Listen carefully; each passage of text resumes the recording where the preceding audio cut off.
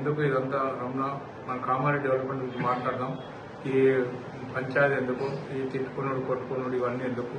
గతంలో మనం ఏ విధంగా కాంగ్రెస్ పార్టీలో ఉన్నప్పుడు అన్నదమ్ములాగా ఏ విధంగానో ఆ విధంగా కామారెడ్డిని గంగా జమున తాయిట్ లెక్క డెవలప్మెంట్ చేయాలి. మీ బీజేపీ ఫండ్లు సెంట్రల్గా తీసుకొచ్చి చెప్పిస్తామేమో రాష్ట్ర ఫండ్లు తీసుకొచ్చి కామారెడ్డి అభివృద్ధికి పాటుపడదామని మాట్లాడడం జరిగింది. దానికి నువ్వేమన్నావు అంటే నువ్వు ఒకసారి ఫోన్లో కాదు వచ్చి అది మాట్లాడితే బాగుంటుందంటే తర్వాత శ్రీధర్ కూడా ఫోన్ చేయడం జరిగింది. శ్రీధర్ కూడా చెప్పడం జరిగింది. శ్రీధర్ కూడా ఒకసారి వస్తే బాగుంటుంది అన్నా ఫోన్లో ఎందుకని ఆయన కూడా అన్నాడు. సరే అని నేను తంపు పెడితే తంపుని ఏదో విధంగా తప్పుదో పెట్టించే ప్రయత్నం చేసిన కౌన్సిలర్ గారు, నూతన కౌన్సిలర్ గారు. కానీ అది వాళ్ళ విజ్ఞప్తికి వదిలిపెడుతున్నాను. నేను దాడి చేసిన అని చెప్తున్నాను. మీరు దానికి సాక్షులు కూడా ప్రెస్ సోదరులే. అక్కడ ప్రెస్ సోదరులు ఉన్నారు.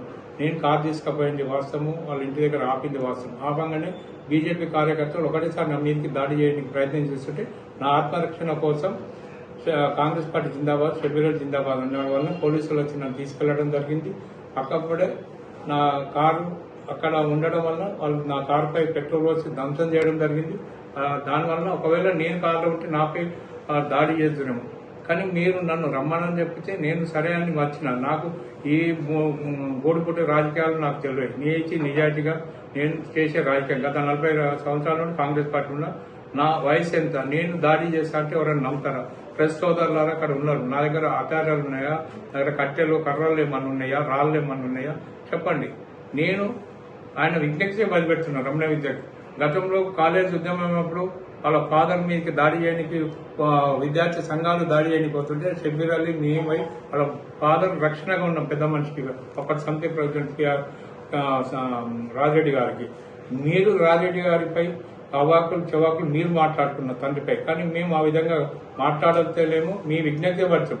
ఒకవేళ నేను చంపడానికి వచ్చినా అని మీరు ఖచ్చితంగా అంటే ఏ గుళ్ళకి రమ్మన్నా నా భార్య పిల్లలతో తడిబట్టలతో నేను వస్తా, మీరు కూడా వస్తే బాగుంటుంది రమణ గారు అని మీ విజ్ఞప్తిగా పడుతుంది. కానీ మీరు డెవలప్మెంట్ గురించి ఆలోచించండి. ఇప్పుడు ఏమైందంటే బీజేపీ ఎమ్మెల్యే రమణారెడ్డి గారు డెవలప్మెంట్ నాకు ప్రొటెక్ట్ ఇవ్వాలని చెప్పి చేతులు ఎత్తి పిసిసి అధ్యక్షురాన్ని సీఎం గారిని కోరుతున్నా, షబ్బీర్ గారిని కూడా కోరుతున్నా.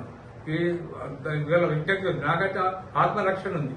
దీనికి ఉదాహరణ చెప్తా. నేను సబ్ జైల్లో ఉన్నా. సబ్ జైల్లో 6 రోజులు ఉన్నాక కావాలని నన్ను ఇక్కడ నుండి సెంట్రల్ జైలు జిల్లా జైలుకి మార్చడం జరిగింది. జిల్లా జైలుకి మార్చినాక అక్కడ మంజీరా మార్కెట్లో ఉంది. మంజీరా మార్కెట్లో బీజేపీ కార్యకర్తలు కూడా అందులోనే ఉన్నారు. నాకు అందులో బీజేపీ కార్యకర్తలు ఉన్నారని అక్కడ మనకు తెలిసిన వాళ్ళు అన్న మీరు కామారెడ్డి వాళ్ళు అందరూ వచ్చింది అంటే మీదే పార్టీ అంటే నాకు ఇట్లా కాంగ్రెస్ పార్టీలో కారు కలబడితే ఇట్లా వచ్చినది అంటే అప్పుడే అరే మీ వాళ్ళు బీజేపీ వాళ్ళు ఉన్నట్టే నాకు భయమై వెంటనే అక్కడ కానిస్టేబుల్ చెప్పడం వల్ల ఇమీడియట్లీ నన్ను మంజీరా నుండి గోదావరికి చేంజ్ చేయడం జరిగింది. అంటే నన్ను ఏ విధంగా చంపాల ప్రయత్నం చేస్తున్నా నాకు తెలియదు. నేనైతే వాళ్ళ విజ్ఞప్తి వదిలిపెట్టుకున్నా. ఇక ముందు ఈ చిల్లర రాజకీయాలు పనిచేయండి. కామారెడ్డి డెవలప్మెంట్ కోసం కొట్లాడు. మీ ఫాదర్ ఏ విధంగా సమితి ప్రెసిడెంట్ డెవలప్మెంట్ కోసం కొట్లాడాడు, ఏ విధంగా పేరు తెచ్చుకున్నాడో మీరు కూడా ఆ విధంగా పేరు తెచ్చుకోవాలి. మీరు ఇంకా పెద్దగా అవుతారా, మీరు ఏమవుతారో మీ దేవుడు ఏది రాసి పెట్టుంటే అది అవుతారు. కానీ ఈ రాజకీయాలు చిల్లర రాజకీయాలు బంద్ చేయాలని వాళ్ళ విజ్ఞప్తి వదిలిపెట్టుకున్నాం. ఇట్లు గిరిరెడ్డి మహేందర్ రెడ్డి, మా కోసంపేట మాజీ సర్పంచ్, రాజీవ్ గాంధీ పంచాయతీరాజ్ అభియాన్ సంఘటన జిల్లా కన్వీనర్ వస్తుంది. కాబట్టి దీన్ని తింపి ఏ విధంగా తిప్పాలని చెప్పి మాట్లాడదామని చెప్పి రమ్మంటే నేను నమ్మిపోవడం వల్ల ఇది ఉల్టా దాడి చేసి నా మీదకి షబ్బీర్ అలీ గోలీలు కాంగ్రెస్ కార్యకర్తలు దౌర్జన్యానికి వచ్చినట్టు. నేనున్నది ఒక కార్యకర్త. నాకు 62 ఏళ్ళు. నాకు స్కిన్ ఎఫెక్ట్ ఉంది. చేతులు కూడా ఏవి పట్టుకునే స్తోమత కూడా లేదు, నాకు అంత గ్రిప్ లేదు. కానీ నాపై అబాండాలు మోపడం ఎంతో సమంజసం. అది కూడా మీ విజ్ఞప్తి అవుతుంది. ఎందుకంటే గతంలో నేను ఏ విధంగా మెదిలినాం. మీ అన్న నా క్లాస్మేట్, ఫ్యామిలీ ఫ్రెండ్స్ లెక్క ఉన్నాం మనం. కానీ ఈ రోజు ఇంత నాపై నింద మోపుతాను నేను కళ్ళలో కూడా అనుకోలేదు రమణ గారు.